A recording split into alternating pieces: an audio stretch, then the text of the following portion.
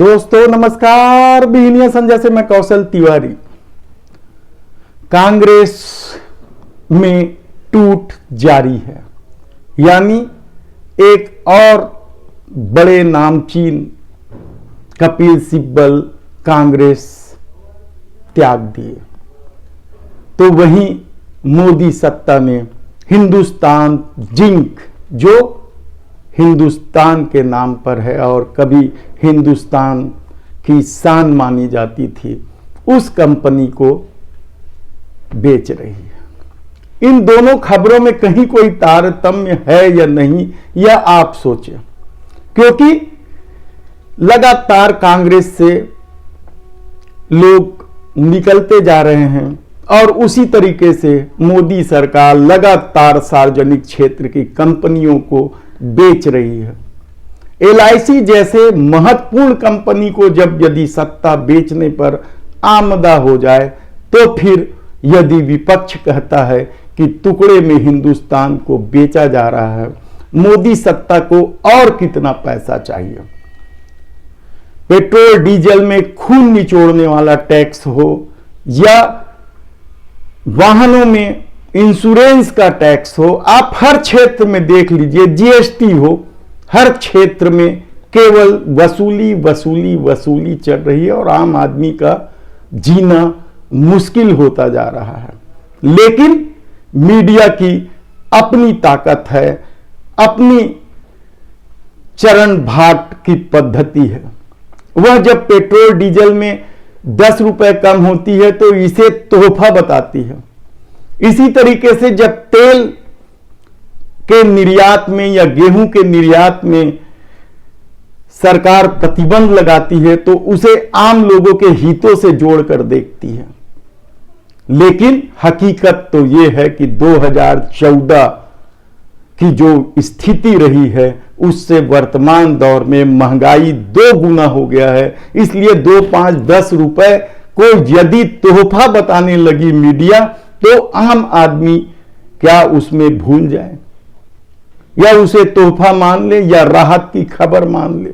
सवाल बहुत से हैं, क्योंकि फिर एक और महत्वपूर्ण खबर यह है कि विश्व हिंदू परिषद ने 1564 ऐसे मुस्लिम धार्मिक स्थलों को चिन्हित किया है जिन्हें वे मंदिर बताते रहे हैं।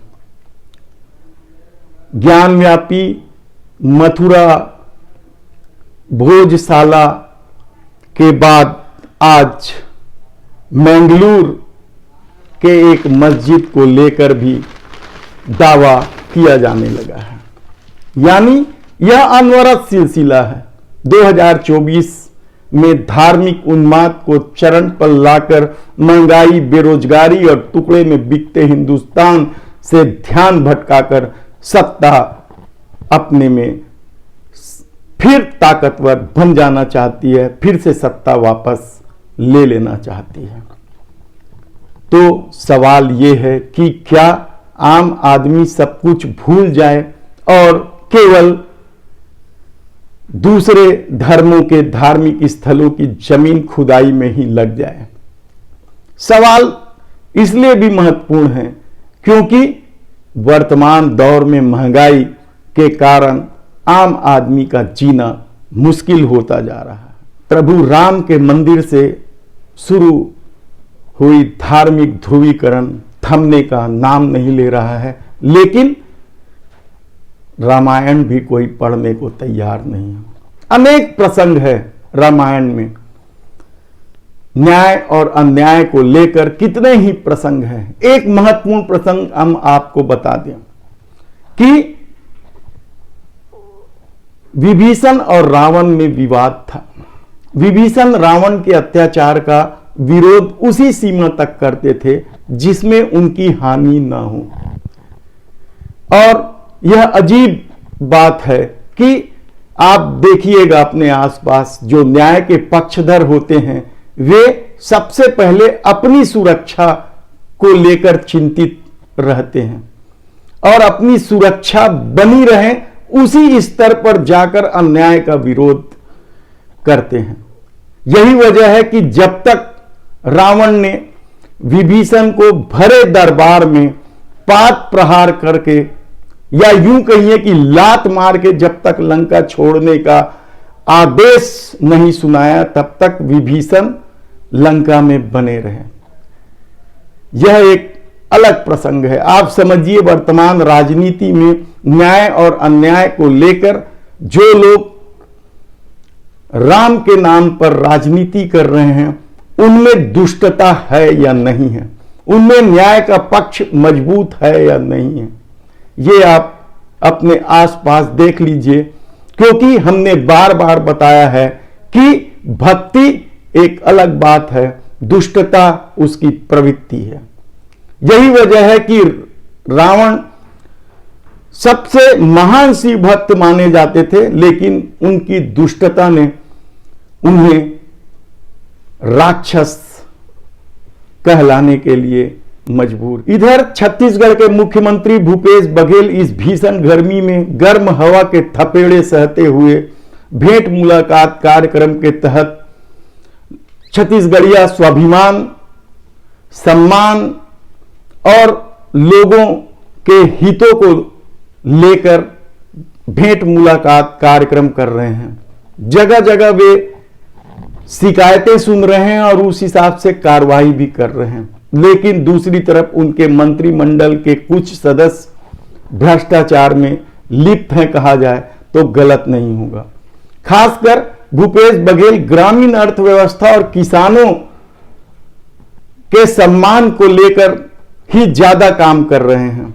तब कृषि मंत्रालय पर दोहरी जिम्मेदारी है, लेकिन कृषि मंत्री रविंद्र चौबे के विभाग में खासकर बीज निगम में तो भ्रष्ट उप संचालकों को बचाया ही जा रहा है, उनके खिलाफ कार्रवाई नहीं की जा रही है। तो दूसरी तरफ हार्टिकल्चर विभाग के डायरेक्टर और डिप्टी डायरेक्टर पर जिस तरीके के आरोप लग रहे हैं, ब्लैक लिस्टेड कंपनी को काम देने, उनसे मनमाना कमीशन लेने का जो आरोप लगने लगे हैं, अब तो किसान संगठन भी, कल ही हमारी कुछ किसान नेताओं से बात हुई, उन्होंने यह खबर सुनकर हैरानी जताते हुए कहा कि वे शीघ्र ही इस मामले में मुख्यमंत्री भूपेश बघेल से मिलकर हार्टिकल्चर डायरेक्टर और डिप्टी डायरेक्टर के खिलाफ कड़ी कार्रवाई करेंगे, बल्कि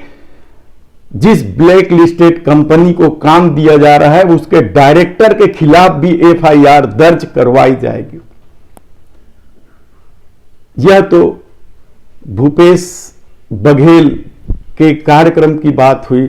दूसरे तरफ केंद्र सरकार की नीतियों को लेकर रोजगार संसद का आयोजन किया गया। इस संसद में 200 से अधिक संगठनों के लोगों ने हिस्सा लिया। वे शीघ्र ही 16 अगस्त से दिल्ली में जबरदस्त आंदोलन करने वाले हैं। निश्चित काल तक आंदोलन चलेगा। इधर परिवहन कर्मचारी संघ छत्तीसगढ़ राज्य जो सीटू से संबंध है, आर लक्ष्मणिया उप महासचिव हैं ये all India road transport worker federation के। इन्होंने मोदी सरकार पर पूरी परिवहन व्यवस्था को ध्वस्त करने का आरोप लगाते हुए कहा है कि जुलाई में 16, 17 और 18 जुलाई को एक बहुत बड़ा सम्मेलन होने जा रहा है, जिसमें वे मोदी सरकार की नीतियों को लेकर आंदोलन की रूपरेखा तैयार करेंगे। छत्तीसगढ़ में परिवहन कर्मचारियों पर पुलिस अत्याचार को लेकर भी भूपेश बघेल से मिलने की बात की गई है। परिवहन संघ के लोगों ने बताया कि 2014 में सरकार के सत्ता में आने के पहले 1 लीटर डीजल का दाम 57 रुपये था, वो लगभग 2 गुना हो गया है। इसकी वजह मनमाना उत्पादक शुल्क है। उन्होंने दावा किया कि इस डीजल की बढ़ती कीमत की वजह से परिवहन व्यवसाय खत्म होने जा रहा है और यह एक तरह से मोदी सत्ता की साजिश है। वो चाहती है कि कुछ बड़ी कंपनियां ही इस व्यवसाय में आ जाए और बाकी छोटे व्यवसायी अपना काम समेट ले, क्योंकि परिवहन चाहे गुड्स हो या यातायात परिवहन हो, ज्यादातर बहुत बड़ी संख्या में वे लोग हैं जिनके अपने खुद की गाड़ी है, वे खुद मालिक है और खुद चालक हैं। और जब यही तरह मोदी सत्ता की नीतियां रही तो परिवहन व्यवस्था ठप हो जाएगा और वह कंपनियों के कुछ गिने चुने कंपनियों के हाथों में चली जाएगी। इसे लेकर वे जुलाई में एक सम्मेलन कर रहे हैं हरियाणा के हिसार में, जहां आगे की रणनीति तय की जाएगी। इधर झीरम हत्याकांड के शहीदों को श्रद्धांजलि देने का वृहद स्तर पर कार्यक्रम रहा। सरकारी कर्मचारियों से लेकर कांग्रेस भवनों में श्रद्धांजलि सभा का आयोजन हुआ, तो उधर मनरेगा कर्मचारियों ने भी श्रद्धांजलि सभा का आयोजन किया। यह श्रद्धांजलि सभा मनरेगा कर्मियों के परिवार वालों के निधन को लेकर आयोजित किया गया था। इस कार्यक्रम में मृतक मनरेगा कर्मचारियों के परिवारजन भी उपस्थित थे, छोटे छोटे बच्चे भी उपस्थित थे और इस दौरान सबने संकल्प लिया कि मांगे पूरी नहीं होने तक वे अपना आंदोलन जारी रखेंगे। उधर महासमुंद में भी महिला किसानों का आंदोलन अनवरत जारी है। वे किसी भी हाल में इस मामले में पीछे हटने को तैयार नहीं है। वे करनी पावर प्लांट को काश्तकारी की जमीन और सरकारी जमीन देने का विरोध कर रहे हैं। इधर हसदेव को लेकर जो बवाल मचने लगा है, हसदेव को नष्ट होने से रोकने के लिए जिस तरीके से जगह जगह समर्थन मिलने लगा है, वह भी भूपेश सरकार के लिए चिंता का विषय होना चाहिए। धन्यवाद।